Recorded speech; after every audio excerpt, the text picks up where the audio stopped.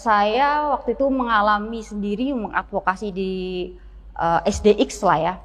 Itu tidak mudah. Nggih, di Banyumas itu tidak mudah. Bahkan ada yang mengatakan nanti itu si anak tidak bisa mengangkat orang, tidak bisa membawa orang tuanya ke surga. Nanti dia masuk neraka, dia ini, dia itu gitu. Kok kita asing di negeri sendiri, kita bagai tamu di negeri sendiri, padahal penghayat kepercayaan itu adalah yang menghayati ajaran leluhur Nusantara, yang dimana di situ adalah mengangkat nilai-nilai spiritual di situ. Ada budi pekerti, bagaimana kita hidup sebagai penghayat kepercayaan. Kita itu tidak seperti yang mereka bayangkan bahwa kita itu dukun, kita itu mistik, kita itu klinik. Tidak seperti itu, bahwa kalau dengan sajen itu, kalau kita memberikan sesaji itu akan memberi makan iblis, setan gitu. Enggak seperti itu sebenarnya. Kita itu hidup harmoni dengan alam, kita menghormati alam, kita bisa hidup berdampingan dengan alam. Makna sesaji itu apa? Sesaji itu kan sebenarnya itu bentuk kita, penghormatan kita kepada alam. Contoh misalkan larungan laut. Kita tidak membeli ikan, tapi kita bisa mengambil ikan di laut. Dan itu bebas.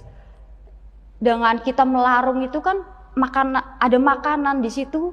Lah itu makanan itu kan bisa dimakan oleh ikan.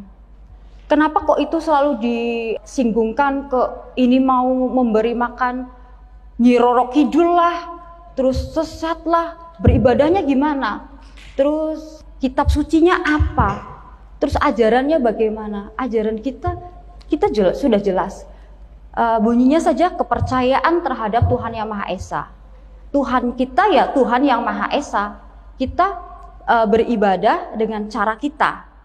Di penghayat kepercayaan itu bukan cuma hanya 1-2 paguyuban atau organisasi. Di situ yang tercatat oleh direktorat adalah 187. Salah satunya adalah organisasi saya, paguyuban saya, yaitu Himpunan Kebatinan Rukun Warga. Untuk beribadah kepada Tuhan Yang Maha Esa itu jangan sampai orang lain itu tahu, yaitu urusannya kita dengan Tuhan itu sudah selesai. Jadi orang itu tidak bisa untuk mengintimidasi kita, tidak bisa kita harus begini, kamu harus begini, enggak bisa, karena itu sudah keyakinan. Yang namanya keyakinan sudah tidak bisa kita paksakan. Saya juga tidak bisa memaksakan keyakinan saya kepada rekan-rekan yang di sini. Kita harus menghormati. Karena kita adalah negara yang majemuk, kita adalah berbeda-beda, tapi kita tetap satu dalam bingkai Bhinneka Tunggal Ika. Jadi jangan sampai dengan adanya perbedaan ini membuat kita terkotak-kotakan. Jangan sampai dengan adanya perbedaan ini membuat kita saling acuh satu sama lain. Kebetulan saya adalah salah satu mahasiswi Prodi Pendidikan Kepercayaan Terhadap Tuhan Yang Maha Esa. Saya angkatan pertama yang kemarin di akhir tahun telah diresmikan. Prodi ini berada di Universitas 17 Agustus 1945 di Semarang. Bahkan ada yang mengatakan bahwa kamu kuliah di sana di Untak Prodi Kepercayaan itu nanti setelah lulus kamu jadi apa? Jadi dukun kah? Jadi paranormal kah? Oh enggak. Kita dipersiapkan oleh direktorat. Outputnya nanti kita akan menjadi guru, karena pendidikan kepercayaan terhadap Tuhan Yang Maha Esa belum ada gurunya. Selama ini masih diampu oleh penyuluh. Sedangkan untuk penyuluh sendiri kan itu latar belakangnya, basicnya bukan dari pendidik. Jadi untuk kita bisa menjadi guru, kita ya harus sekolah di situ. Jadi saya selama menjadi penghayat kepercayaan, stigma negatif itu pasti ada. Terus untuk pendidikan di sini Mas, itu memang tidak mudah semulus sesuai dengan yang kita harapkan. Setelah adanya putusan MK, adanya Permendikbud, itu pendidikan bisa dengan mudah. Itu tidak juga. Karena penyuluh ke sekolahan terus tidak diterima begitu saja. Ada juga yang menolak, oh ini apa? Kok seperti ini? Akhirnya dari MLKI potong kompas Mas. Bukannya penyuluh ke sekolah, tapi MLKI bersurat ke Dinas Pendidikan, dan Dinas Pendidikan mengeluarkan surat sakti.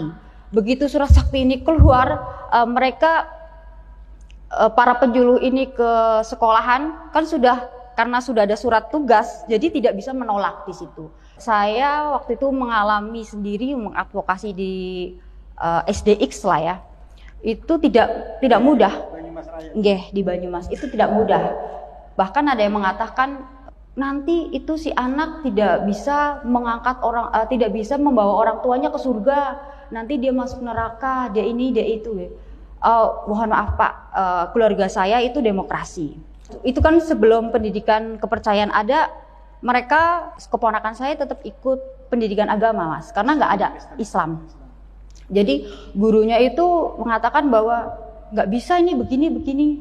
Terus kita ada surat dari dinas, oh sudah ada. Terus mereka, oh dipikir lagi, kok bisa untuk ke pendidikan kepercayaan, itu kan nggak ada, itu kan sesat gini-gini. Oh nggak Pak, ini sudah ada.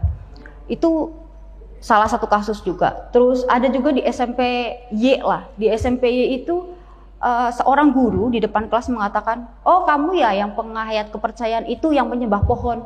Kita tidak menyembah pohon, kita menyembahnya Tuhan Yang Maha Esa kok. Tapi kembali lagi orang yang tidak paham itu mengatakan demikian.